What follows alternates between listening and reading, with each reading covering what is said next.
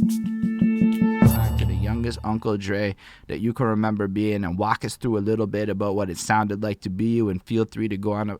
Feel free to go on about the Greek schools and stuff too, because all that shit's also interesting. Let's bring it back to the young days of Uncle Dre. So musically, the first stuff I remember would be either my mom stuff. She was listening to Janis Joplin a lot. She's probably still one of my favorite singers today, and that might be because of that. A lot of other stuff too. Like she liked a lot of classic rock, but Janis Joplin, Elton John was one of her favorites. And I'm not a huge fan of Elton John, but definitely like there's a few songs that I get down with, and it might be honestly because of her. So that's one memory, just her listening to music. And then What I kind of think of my dad's technology was side. she using? Was it like Oh, tapes, she had radio, vinyls? at the time it would have been tapes and vinyls. Um, I remember she had a pretty awesome system that I didn't realize was awesome, obviously at that age until like way later. But I remember the name was Harman Kardon, and somebody told me later on that was like really good stuff. So she was actually into it. I didn't realize. To me, obviously, it didn't mean anything. Um, so yeah, it would have been mostly tapes and vinyl while cleaning. A lot of tapes in the car too. She always had something playing in the car, like a little rack of tapes in the back seat she'd be picking from. And then same thing with my dad. With him, it was mostly, as far as music, it would have been in the car, and it would have been 99% Greek music. So I'm like, I can Say start word. naming off a couple of things now, but I'm not, it's hard words. It's not going to make sense, right? Like, The one or two Greek people I know are gonna be like, "Yeah," and everyone else will be like, "Okay." yeah, I mean, if they've been exposed to that generation, then they'll recognize Glikeria for sure. That she was, top tier. I think, from what I understand back then. Obviously, again, this is going back before my Yeah. actual time.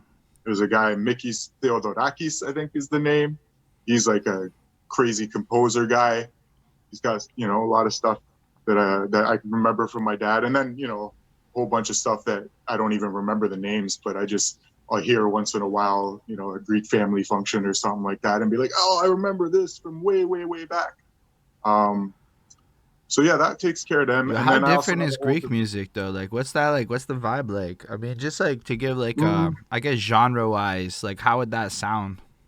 well, there's a few different genres, right? Like you just like pop music here. Again, I have very limited knowledge, but there's definitely different moods of it, right? Like there's dancey stuff, there's sad stuff, there's romantic stuff, there's a lot of political stuff actually. Um, if you imagine, like most people, if I've played Greek music around them, they think it's Indian music. Okay. Do you know what I mean? When I hear Indian music, I can tell a big difference between Indian and Greek, but I can actually remove myself and be like, I see why people think that because there's a lot of similar tones. But I think, like to me, there's big differences too. So yeah, just to try and get you a vibe, like That's cool. a lot of moods. There's a lot of dancing going on. Actually, that'll take me segue into the Greek school thing. We actually had So I went to Greek school until grade 3, and then my parents split up, and my mom was like, "Fuck that Greek school shit," and put me in an English So school. like we're saying in Montreal, you went to like a fully Greek school, and it's like one of those private education facilities, like alt education. Not alt. It was a legit school looking building, had a park, everything. And it was a private school. And so here's the trip. What they did is they teach almost all the subjects in French. So like math, history, anything that has to do with Canada and not actually Greek is taught in French. And then they have a Greek class and a Greek mythology or history class. So the percentages work. So they count as a private French school. You know what I mean? I don't know if it's tax purposes or whatever, right? Probably just But then laws of language. exactly. Um, but then yeah, they'll teach you a couple of Greek classes, and then in the day they'd have like a half an hour English class. You know what I mean? Out of the whole day. So that part was interesting. But when my mom took me out of that school and she put me in an Anglo school that was up Guam, called Herbert Purcell. And when I was in that school, my dad flipped out and he was like, no, he's got to learn Greek still. So he put me in a Saturday school. So now I'm going to school 6 days a week and I Mm, fucking hate it. And I know about those Saturday schools. my last class of the Saturday school is Greek dance. So I've actually like taken Greek dance in school, and there was, that regardless of whether I liked it or not, obviously I hated being there because it was school on a Saturday. That definitely had an influence on me, like musically and rhythmically. You know what I mean? Nah, for sure. I mean, honestly, I feel like taking those dance classes when you're young, you're gonna have a love or hate relationship with it. But I kind of wish I had been forced into some goofy ass dance class because now I'm like trying to figure this shit out in my 30s, and it's a little more tricky than having those foundational two steps and basic I feel steps the same way. trained into you at like 7, 10, whatever it may be. Yeah, it's Like, so yo, true. I still remember karate katas from like 8 years old. Yeah, I did a little karate when I was a kid too. That's awesome. No, but Um, like I hated being in that again in that class, and I did skip a lot of that when I could get away with it. But at the same time, it's like I wish I had paid a little more attention with the dance, because looking back now, it's like, man, people love if you can dance. You know what I mean? Like girls love it. Your life at a party if you can dance, regardless of what you're trying to do. Right? It's a confident booster kind of thing. Yo, you can So argue that it's almost becoming like a requirement for the live performance these days. If you look at the trends, not maybe the underground, but the trends, everybody be a dancer now to some degree. yeah, Even if it's just a little turn up, I mean, bouncing and shit. that happens in waves too, right? Like if you go back to the days of Maestro Fresh West's early stuff or Big Daddy Kane, like if they weren't actually dancing while rapping, they had dancers directly behind them. You know what I mean? Right. Kid and play and stuff, right?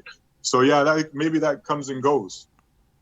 I actually think what happened is a lot of the young ones went back on YouTube and saw a lot of the old ones and then compared it to some of these like 2000 shows where it's like three guys on a stadium stage and it's Yeah, like the aesthetics at the bigger scale. Yo, the dancing adds a lot. for sure, definitely.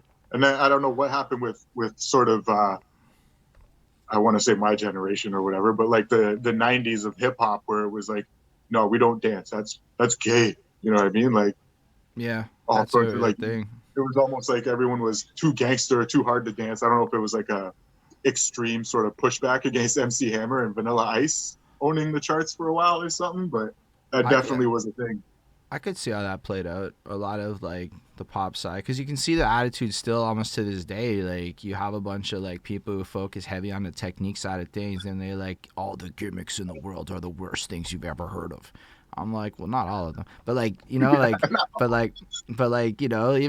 Ice Cube was willing to do his little walk across the stage there, little sea walk, and like you gotta have a little 1-2 move, I think. But I also think the music wasn't dancey. Like you listen to a lot of those beats and you listen to a lot of the vibes, and it's like, yeah, I kind of get it. It's not like the most dance It set. It's was more, it was definitely more about moving your head or your neck, right, yeah, than actually like dancing. If posted you up on remember the though, wall. you brought up Ice Cube. Like I think it was when he was in West Side Connection, they had that song "Gangsters Don't Dance" with Boogie. So Mm. it was almost like they realized dance had to come back into it, but you had to ease people into it. Like we're not dancing, it's just boogie. It's totally gangster.